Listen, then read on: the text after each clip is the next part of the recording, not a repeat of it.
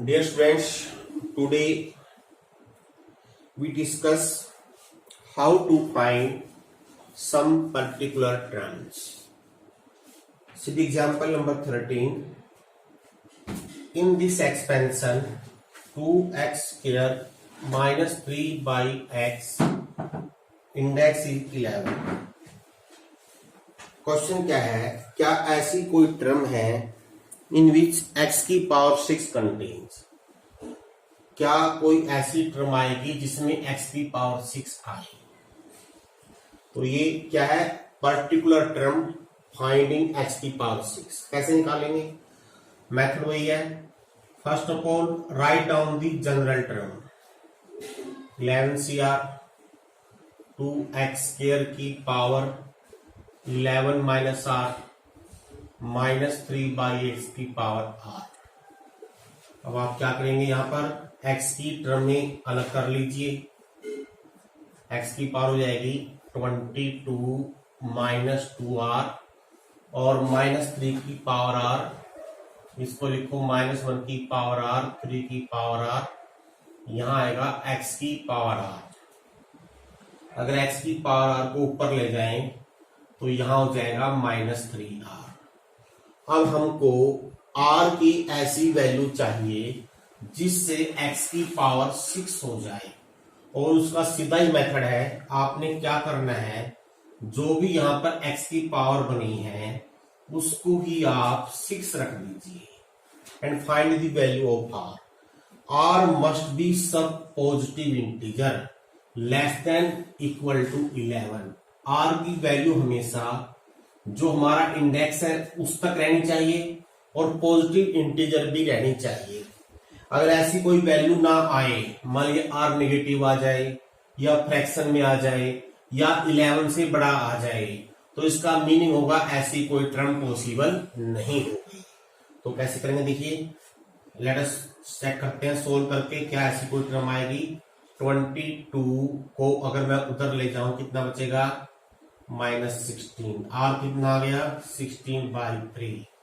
अब 16/3 क्या है, 16/3 is not a positive integer, not a positive integer. इसका मीनिंग क्या हुआ, this implies there is no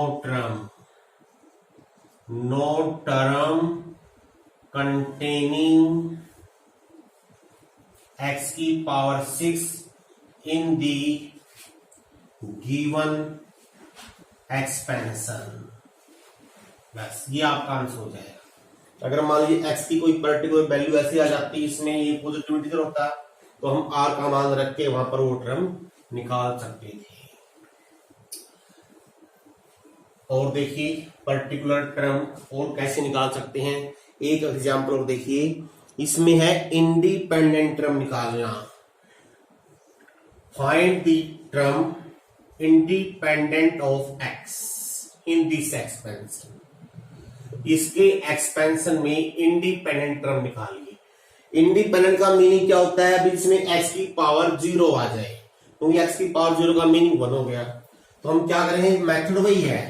first write down the general term 10CR √x बटे √3 की power 10 minus r √3/2 x square की power r।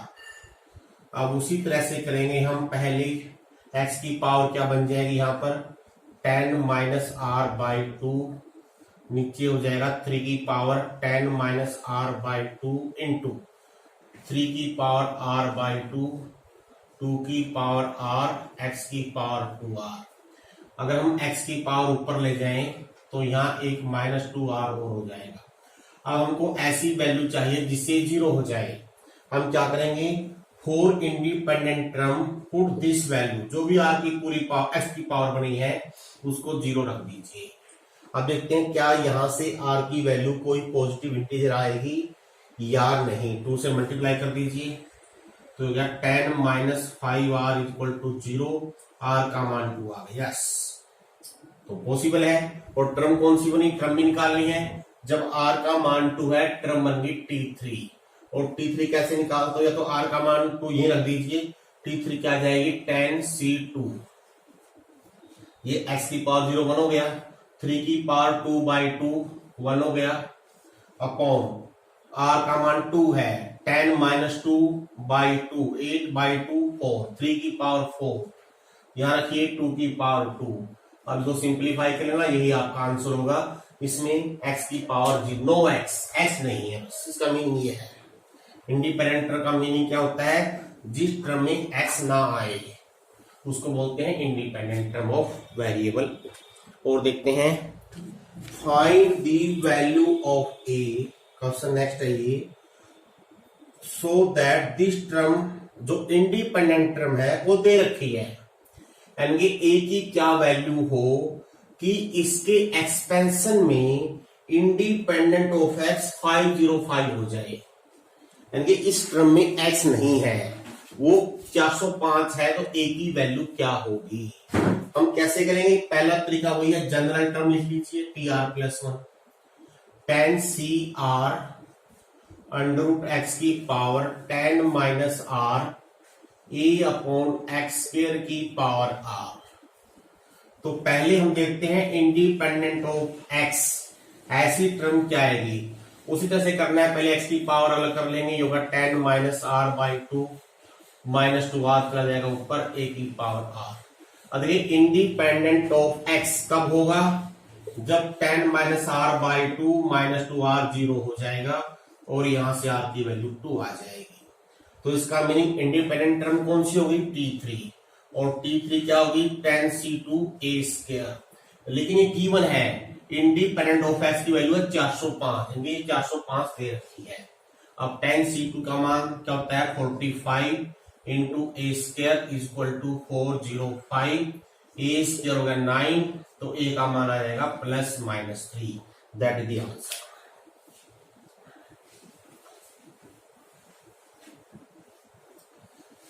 और देखते हैं कोई अलग सा एग्जाम्पल लेके देखेंगे।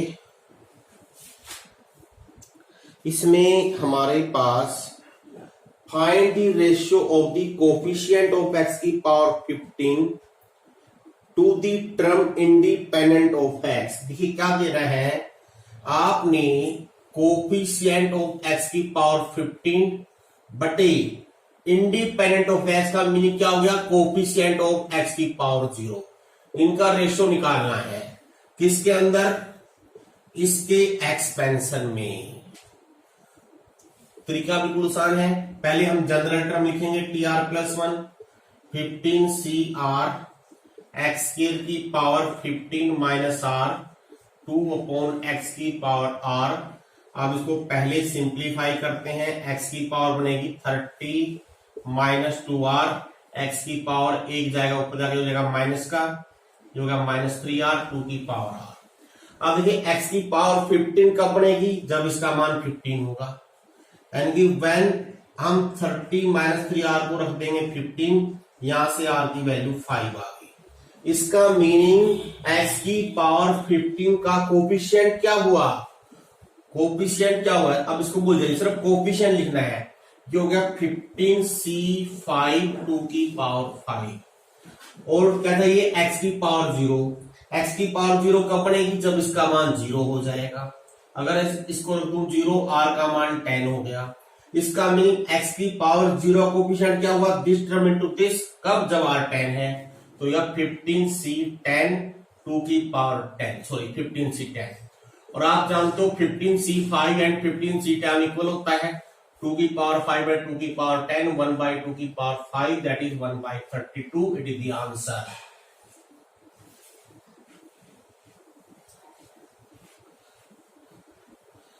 नेक्स्ट देखते हैं, फाइंड, ये अलग सा क्वेश्चन है। अब है इसके बाद ग्रेटेस्ट टर्म। ग्रेटेस्ट टर्म कैसे निकालते हैं, क्वेश्चन क्या है, 3x + 4y की पावर 28 को एक्सपेंड करें x का मान 6 और y का मान 3 लेकर। अगर x 6 और y 3 ले लें और इसकी सभी टर्में लिख लें, हालांकि पॉसिबल नहीं है, 28 या 29 टर्में बनेगी, तो सबसे बड़ी टर्म कौन सी होगी, देखिए बच्चों, अगर आप सभी टर्म में लिखने लग जाओ और फिर x का मान 6 और y का मान 3 पुट करो, 28 पावर करोगे, तो it become very very difficult to evaluate like this. तो इसको हम जनरलाइज तरीके से करेंगे। हम अज्यूम कर लेते हैं, अगर मैं मान लू late TR+1 is the greatest, हमने मान लिया है। अगर ये सबसे बड़ी टर्म है, इसका मीनिंग इसके बाद वाली या इससे पहले वाली सभी टर्मों से बड़ी है। इसका मीनिंग मैं क्या लिख सकता हूं, TR+1 is greater than also TR। कोई भी टर्म लिख लो उसके नजदीक हो। ऑब्वियसली क्योंकि सबसे जब बड़ी टर्म है तो ये इससे पहले वाली टर्म से बड़ी होगी, या इससे बाद वाली लिखनी है TR+2 लिख दीजिए, दोनों सेम तरीके हैं। अब TR+1 क्या बनेगी थी यहां से, ये बनेगी 28CR 3x की पावर 28 माइनस R 4y की power R, it is greater than TR क्या बन जाएगी 20CR माइनस 1 3x की पावर दिस माइनस दिस, ये आएगा 29 माइनस R 4y की पावर R माइनस 1। अब ये इनइक्वालिटी सोल्व कैसे करते हैं आपको आता ही है। अब क्योंकि सभी टर्म में पॉजिटिव है, क्योंकि x y दोनों पॉजिटिव है, तो आप कॉमन फैक्टर काट सकते हो। पहले हम काट लेते हैं, फिर इसको सिंप्लीफाई करेंगे। ये हो जाएगा 28 factorial 28 minus R factorial R factorial 3x की पावर 28 माइनस R, यहां पर है 3x की पावर 29 माइनस R, तो इधर 3x बचेगा, ये 4y की पावर R माइनस 1, इधर है 4y, इधर 4y बच जाएगा ग्रेटर देन, और ये हो जाएगा 28 factorial this minus this 29 minus R factorial R minus 1 factorial, यहां बचेगा 3x। क्योंकि सभी टर्म पॉजिटिव है इसलिए हम काट सकते हैं। 28 फैक्टोरियल भी काट दीजिए, 29 8 माइनस R 29 माइनस R, तो अगर मैं यहीं पर काट दूं यहां कट जाएगा और यहां बचेगा 29 minus R factorial R minus 1, यहां बच जाएगा R। अब कब, जब x y दे रखे हैं, x का मान 6 और y का मान 3 अगर पुट करते हैं 4 into 3 12 by R greater than become x की value 6 18 upon 29 minus R। Cross multiply कर दीजिए, क्योंकि देखिए R की जो वैल्यू होती है इससे लेस इक्वल होती है हमेशा, इससे कभी अधिक हो सकती है, या 28 मैक्सिमम हो सकती है। यहाँ ये टर्म भी पॉजिटिव है, ये टर्म भी पॉजिटिव है, और इनइक्वालिटी में अगर हम पॉजिटिव टर्मों से मल्टीप्लाई या डिवाइड करते हैं तो कोई फर्क नहीं पड़ेगा। 6 दूनी 12 6 की 18, तो 29 इंटू 2 कितना हो गया 58 minus 2R greater than 3R, this means 58 greater than 5R, तो 5R लेस देन 58, तो R की वैल्यू क्या आई, less than 58 by 5, and R की वैल्यू जस्ट इससे लेस, सबसे बड़ी टर्म हो जाएगी। अब ये वैल्यू कितनी बनेगी, लगभग ये बनेगी हमारी 50 कितना हो जाएगा 512.6, यानी 12.6 से लेस क्या लेंगे, सबसे बड़ा R क्या होगा 12.6 से सबसे बड़ा R क्या होगा, हम 12 लेंगे। सो ये हम गलत कर गए हैं, 11.6 आएगा, तो यहां 11 आ जाएगा। इसका मीनिंग जब R 11 है तो हमारी सबसे बड़ी टर्म बनेगी, और जब R 11 टर्म क्या मान रखी है R+1, this means T12 is the greatest term, और आपने अब ये टर्म लिखनी भी है 20C11 3x की पावर 17 4y की पावर 11, और अब आप xy का मान रख दीजिए, x का मान 6 18 की पावर 17 y का मान 12 की power 11, it is the greatest term in the expansion. इसको आगे इवेल्युएट करने की जरूरत नहीं है, ना ही आप जो कर पाओगे, आपने इसको आंसर में ऐसे ही छोड़ देना है। यानी अगर x का मान 6 और y का मान 3 लेकर एक्सपेंड करेंगे तो जहां पर ये टर्म आएगी ना 12 टर्म सबसे बड़ी होगी, इसके बाद की जो वैल्यू है छोटी में शुरू हो जाएगी, और इससे पहले वैल्यू भी छोटी रहेगी, सबसे बड़ी टर्म यही बनेगी।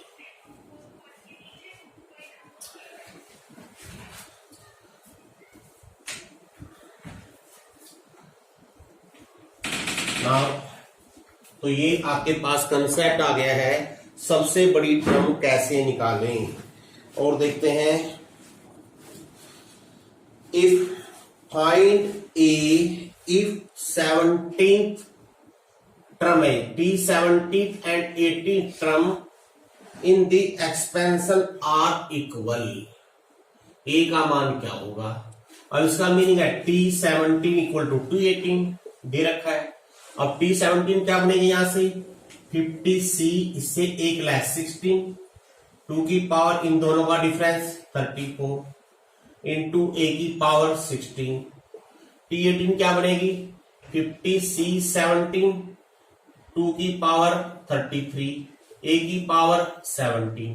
ए का मान निकालना है, निकल कर देखिए, इसको खोल लीजिए। 50 फैक्टोरियल 50 माइनस 16 34 फैक्टोरियल 16 फैक्टोरियल, ए की पावर 34, ए की पावर सॉरी 2 की पावर 34, 2 की पावर 33, 2 बच गया यहाँ पर, ए की पावर 16, ए की पावर 17, इधर ए बच जाएगा।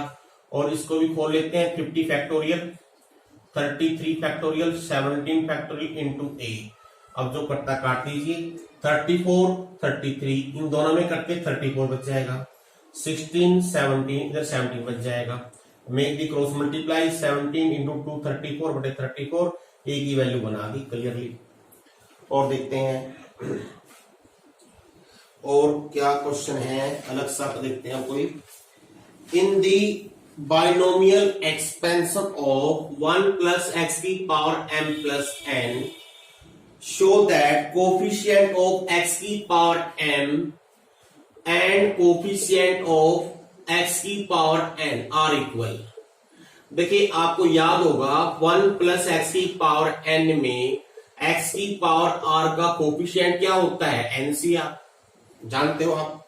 तो इसका मीनिंग 1 प्लस एक्स की पावर m प्लस n में x की पावर m का कोफिशिएंट क्या होगा, मैं डायरेक्ट लिख दूंगा कोफिशिएंट ऑफ x की पावर m क्या आएगा NCR means m plus n C M, and coefficient of x की पावर n क्या हो जाएगा similarly m plus n C N. अब देखिए आप जानते हो अगर m और n इन दोनों का जोड़ो m प्लस n हो गया, वी नो हम जानते हैं m plus n C M m plus n C M होता है, इसलिए कोफिशिएंट ऑफ x की power m and coefficient of x की power n in the expansion of 1 plus x की power m plus n are equal. बहुत आसान चीज थी तो। Find R if 2r plus 4th term coefficient दे रखे हैं। अगर coefficient of T R plus 4 and coefficient of T are minus 2 R equal in the expansion of 1 plus x की पावर 18, इस टर्म का कोफिशिएंट और इस टर्म का कोफिशिएंट बराबर है तो आर की वैल्यू क्या होगी। सबसे पहले देखिए टी 2r प्लस 4 टर्म क्या बनेगी 18c, इससे एक लेस 1 वैल्यू लेस लेते हैं x की पावर 2r प्लस 3, और टी आर माइनस 2 क्या बनेगी 18c r माइनस 3, एक कम लेना है x की पावर r माइनस 3। अब अकॉर्डिंग टू क्वेश्चन इस टर्म का कोफिशिएंट विदाउट x को छोड़कर जो बाकी वैल्यू बचेगी वो कोफिशिएंट कहलाएगी। इसका कोफिशिएंट ये हो गया, इसका कोफिशिएंट ये हो गया, तो according to question this value is equal to 18c r minus 3। इसको आपने खोलने की जरूरत नहीं है, प्रॉपर्टी यूज करनी है। आप जानते हो अगर NCP बराबर NCQ हो या तो P और Q बराबर होते हैं या P प्लस Q की वैल्यू n होती है। हम इसी का रिजल्ट का यूज करेंगे। अगर ये दोनों ऊपर सेम है तो या तो दोनों बराबर होंगे, आप लिखोगे this means either 2r plus 3 is equal to r minus 3 और इन दोनों का जोड़ 2r plus 3 plus r minus 3 is equal to 18। दोनों से या किसी एक से r की वैल्यू पॉजिटिव इंटीजर होनी चाहिए और अधिक से अधिक वैल्यू ऐसी होनी चाहिए कि ये वैल्यू 18 से बड़ी ना हो जाए। अब देखते हैं यहां से r का मान क्या आएगा, यहां से r नेगेटिव आ गया, इट इज इम्पॉसिबल, तो छोड़ दीजिए। यहां से देखते हैं 3r हो गया 18, r का मान 6 हो गया, इट इज वैलिड। चेक कैसे करना है, अगर r का मान 6 है 6 इंटू 2 12 प्लस 3 15 वैलिड हो गया। याद रखिए 6 माइनस 3 वैलिड है। यानी कि जो हमारा ऊपर इंडेक्स होता है, यहां पर जो वैल्यू लेते हैं अधिकतम उससे अधिक नहीं ले सकते। अगर ये वैल्यू n है तो आप इसको n से अधिक नहीं ले सकते। और देखते हैं, find the positive value of m if coefficient of x square in expansion, यानी कि इसके एक्सपेंशन में कोफिशिएंट ऑफ x स्क्वायर ये दे रखा है 6, m का मान निकालना है। आप डायरेक्ट लिख दीजिए x स्क्वायर कोफिशिएंट क्या बनेगा nc2, n की जगह m है यहां पर, बस। अब इसको सोल्व कर लीजिए, ये हो गया m into m minus 1 by 2 is equal to 6, it become a quadratic equation. यहां से आप m का मान आसानी से निकाल सकते हो। नेक्स्ट देखिए, find the coefficient of x की पावर 7 इन दिस एक्सपेंशन। इसमें आपने x की पावर 7 कोफिशिएंट निकालना है और इसके अंदर दो बाइनोमियल एक्सपेंशन है, इसके अंदर निकालना है x की पावर -7 का कोफिशिएंट। फिर इसके बाद we have to find the relation between a and b if these coefficients are equal. तो पहला पार्ट क्या है, दोनों के कोफिशिएंट x की पावर 7 का पहले एक्सपेंशन में, x की पावर -7 का दूसरे एक्सपेंशन में। मेथड वही है, जनरल टर्म लेकर।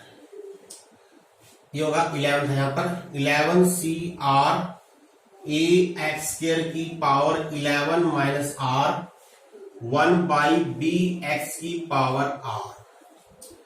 11CR a की पावर हो गई 11 माइनस r और नीचे b की पावर r। x की पावर क्या बनेगी 22 माइनस 2r ऊपर, x की पावर r नीचे, अगर ऊपर ले जाएंगे 22 माइनस 3r। अब हमको r की वैल्यू चाहिए जिससे 7 बन जाए, तो हम क्या करेंगे, पुट कर देंगे किसको 22 माइनस 3r को 7, और यहां से r की वैल्यू क्लियरली 5 आ गई। इसका मीनिंग टर्म तो बन गई T6, और T6 क्या बन गई 11C5 a की पावर 6 b की पावर 5 और x की power 7, it is the coefficient, यानी x की पावर 7 कोफिशिएंट इसमें ये हो गया। अब आती है यहां पर बारी, यहां भी 11 है, इसकी जनरल टर्म लिखेंगे पहले tr+1, वही तरीका है 11CR a x की पावर 11 माइनस r। अब इसमें सेकंड पे माइनस का है तो आप माइनस के साथ लोगे यहां पर -1 अपॉन b x स्क्वायर की पावर r। अगर इसको सिंप्लीफाई कर लें, a की पावर 11 माइनस r, -1 की पावर r लिखेंगे, क्योंकि अभी तक हमको पता नहीं है ये नेगेटिव आएगा या पॉजिटिव आएगा। b की पावर r और x की पावर क्या बनेगी 11 माइनस 3r बन जाएगी। अब यहां पर r का मान निकालना है, कैसे 11 माइनस 3r को रखना है -7। देखिए 11 जाएगा उधर 18 माइनस का, r का मान 6 आ गया। इसका मीनिंग टर्म तो बन गई T7 और टर्म बनेगी 11C6 a की पावर 11 माइनस 6 5 -1 की पावर 6 पॉजिटिव हो गया और b की पावर 6 x की पावर -7 और कोफिशिएंट चाहिए, ये हो गया। तो पहला पार्ट था फाइंड द कोफिशिएंट, x की पावर 7 इन दिस ये, x की पावर -7 कोफिशिएंट इन दिस ये। अगर अब ये दोनों इक्वल हो जाएं, अब according to question second part है, अगर ये दोनों बराबर हो जाएं तो a और b के बीच में क्या रिलेशन होगी। अब 11C6 11C5 बराबर होते हैं, काट दीजिए। a की पावर 6 इधर है, इधर a की पावर 5 है, इधर a बच गया। इधर b की पावर 5 है, इधर b की पावर 6 है, नीचे b बच गया। इसका mean a into b is 1, यानी कि अगर इन दोनों टर्मों में x की पावर 7 पहली बाइनोमियल एक्सपेंशन में, x की पावर -7 का सेकंड बाइनोमियल एक्सपेंशन में, अगर दोनों के कोफिशिएंट बराबर हो जाएं तो a b का प्रोडक्ट 1 आएगा। यही आपने एस्टेब्लिश करना था, भाई दोनों के बीच में क्या रिलेशन बनेगी, ये रिलेशन बनेगी। और देखते हैं question number 24 is also important. The coefficients of r-1th, rth and r plus 1th are in the ratio 1:3:5 in the expansion of x plus 1 की power n. Find n and r. तो अगर हम पहले ये टर्म में लिख लें उससे हमको कोफिशिएंट पता चल जाएगा. r माइनस 1th टर्म क्या बनेगी, एन सी ए इससे कम r माइनस 2 x की पावर, इन दोनों का डिफरेंस. 1 की पावर तो कुछ भी नहीं, वही रहना है. टी आर बन जाएगी r माइनस 1 x की power n minus r plus 1 and T R plus 1 बन जाएगी एन सी आर एक्स की पावर n माइनस 1. अब इन तीनों के कोफिशिएंट का रेशियो अब लिखिए यहां पर अकॉर्डिंग टू क्वेश्चन. इसका कोफिशिएंट हो गया N C R minus 2 ratio, इसका हो गया N C R minus 1 ratio. N C R is 1:3:5. अब इनको सोल्व कैसे करते हैं, इनका रेशियो का मीनिंग आप जानते हो, मीन फर्स्ट बटे सेकंड 1/3 आ जाएगा, सेकंड बाई थर्ड 3/5 आ जाएगा. दो इक्वेशन बन जाएगी एन और आर में. फिर हम इन दोनों को आसानी से सोल्व कर लेंगे. इसका मीनिंग ये वैल्यू है 1/3 and N C R minus 1 बटे एन सी आर 3/5. अब इसको खोल लेते हैं. ये होगा n factorial, this minus this, n minus R plus 2 factorial, r minus 2 factorial upon ये आएगा n factorial, this minus this ये आ जाएगा ऊपर into r minus 1 factorial 1/3. n factorial cut जाएगा. अब देखिए n minus R plus 1 factorial नीचे है, n minus R plus 2 factorial. इन दोनों टर्मों में नीचे बचेगा क्योंकि नीचे अधिक है, एक अधिक है. r माइनस 2 इधर r माइनस 1 इधर बचेगा r माइनस 1. में क्रॉस मल्टीप्लाई तो जाएगी 3r minus 3 n minus r plus 2. तो क्या हो गया 4r minus n is equal to 5, equation number 1. Similarly अगर आप इसको सिंप्लीफाई करते हो वहां से सेकंड इक्वेशन बन जाएगी. कैसे, उसी तरीके से वो मेथड है. r minus 1 factorial into n minus r plus 1 factorial, n factorial यहां जाएगा n minus R factorial into R factorial 3/5. देखिए ऐसे ही काट लीजिए. यहां आएगा r बटे n माइनस आर प्लस 1 3/5. अगर यहां पर करोगे cross multiply 5r 3n minus 3r plus 1 तो ये इक्वेशन बनेगी 8r minus 3n is equal to 1, equation number 2. अब इन दोनों को आप सोल्व कर लेना. यहां से n और r का मान आप आसानी से निकाल सकते हो. ये क्वेश्चन काफी इंपॉर्टेंट है. ऐसे ही एक एग्जाम्पल और लेंगे, वो भी इसी तरह से है और वो भी इंपॉर्टेंट है एग्जाम पॉइंट ऑफ व्यू से. क्वेश्चन नंबर 25 एग्जाम्पल आपकी बुक में ये है. If second term T2 it is 240, third term T3 720, fourth term 1080. किसके एक्सपेंशन में, x प्लस a की पावर n में. Find all three value. ये तीन इक्वेशन बनेगी. देखो एक T2 से, एक T3 से, एक T4 से. तो तीनों ही अननोन निकाल सकते हैं. x का मान भी निकाल सकते हैं, a का मान भी, n का मान. लेकिन कैसे निकालना है, अगर आप सिस्टमैटिक ढंग से करोगे तो काफी आसान बन जाएगा. अगर आर्बिट्रेरी वे से करोगे तो आप मुश्किल में पड़ जाओगे. पहले आप T2, T3, T4 की वैल्यू लिख लीजिए. T2 क्या बनेगा, NC1 x की power n minus 1 into a 240. T3 क्या बनेगा, NC2 x की power n minus 2 a square 720. T4 क्या आएगा, NC3 x की power n minus 3 a cube 1080. अब आप पहले यहां पर NC1 की वैल्यू लिख लीजिए, ये होती है n. NC2 की वैल्यू होती है n इंटू n माइनस 1 बटे 2 फैक्टोरियल. 2 फैक्टोरियल को उधर ले जाओ, इंटू 2 कर देते हैं. NC3 होता है n into n minus 1 n minus 2 into 3 factorial बटे 3 फैक्टोरियल इंटू 6 इधर आ जाएगा. अब इनको equation number 1, equation number 2, equation number 3 मान लीजिए. अब आपका मतलब क्या है, हमारा मकसद क्या है? हमारा मकसद है nxa का मान निकालना। अब आपने कैसे करना है? बिल्कुल दिमाग से करना है। We use by eliminating the variables. अगर आप ध्यान से देखें, देखिए ये देखिए ए, इधर ए क्यूब, इधर ए स्क्वायर। अगर मैं इन दोनों को मल्टीप्लाई करूंगा ए की पावर 4 बनेगा। और ए कैसे एलिमिनेट होगा? अगर मैं इसका स्क्वायर कर दूं और इन दोनों के प्रोडक्ट से डिवाइड कर दूं, ए तो हो जाएगा, साथ साथ एक्स भी एलिमिनेट हो जाएगा, यानी सिर्फ एक वेरिएबल रह जाएगा और वहां से एन की वैल्यू आ जाएगी। बिल्कुल आसान चीज है। देखिए कैसे स्टडी किया मैंने, इन दोनों का प्रोडक्ट ए की पावर 4, इसका स्क्वायर ए की पावर 4। तो कैसे लिखेंगे? 1 इंटू 3 बाई 2 स्क्वायर।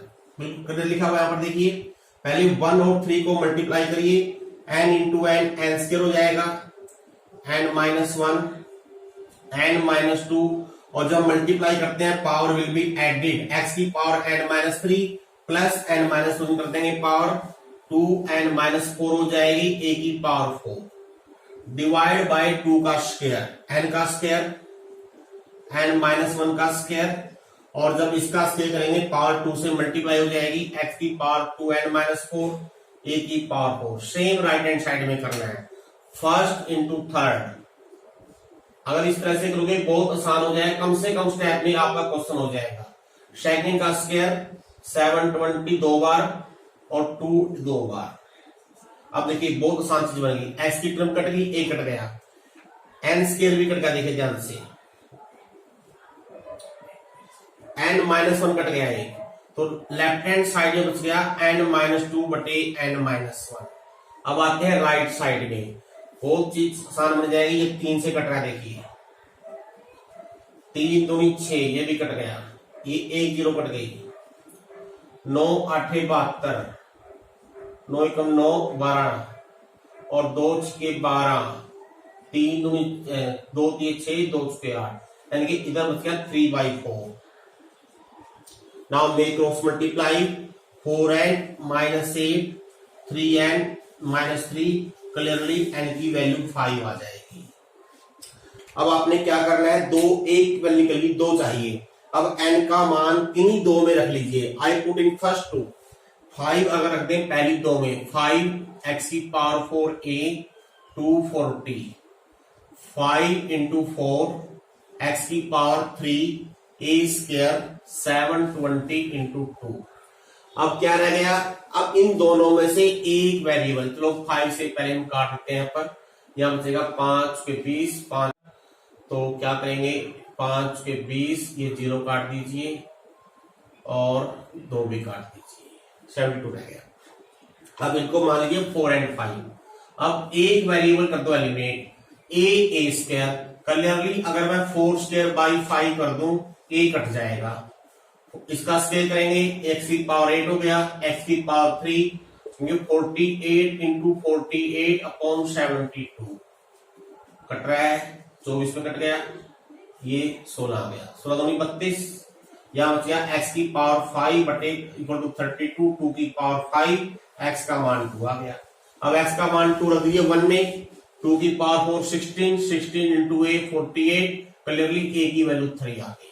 तो सबसे आसान तरीका है यही, इस तरीके से अगर आप करोगे ना तो कंफ्यूजन होगा और आसानी से निकल जाएगा। आपने स्टडी कैसे करना है मैंने आपको बता दिया है। इसके साथ आपका ये चैप्टर कंप्लीट हो गया है। आपने अच्छा बच्चों ये ध्यान रखना है, जैसे मैं होल्ड क्वेश्चन या मिसलेनियस एक्सरसाइज छोड़ देता हूं, लेकिन आप लोगों ने ये सभी एक्सरसाइज विद एग्जाम्पल करके देखने हैं। अगर किसी एग्जाम्पल में कोई प्रॉब्लम आती है तो आप ग्रुप पे पूछ सकते हो।